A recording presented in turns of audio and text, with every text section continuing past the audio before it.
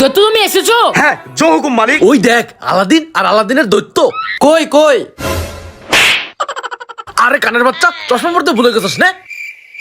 বাহ কি সুন্দর দৈত্য, খালি মারতেছো কেন? মারবো না? সুন্দর দৈত্য দিয়ে কি করবি? বিয়ে করবি নাকি দৈত্যরে?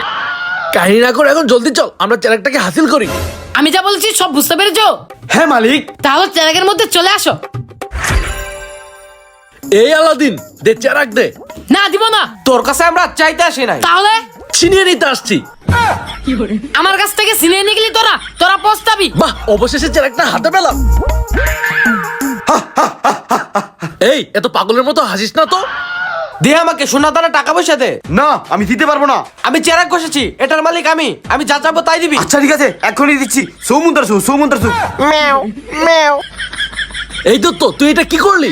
শুন তাহলে। শুনো দত্ত, আজকে থেকে তোমার কাছে কেউ যদি লোভ করে সোনা দানা চায় সেই লোভী, তখন তুমি তাকে বিড়াল বানিয়ে দিবা। এইটাই ছিল কাহিনী। ওরে বাবারে, আমি ভাগি।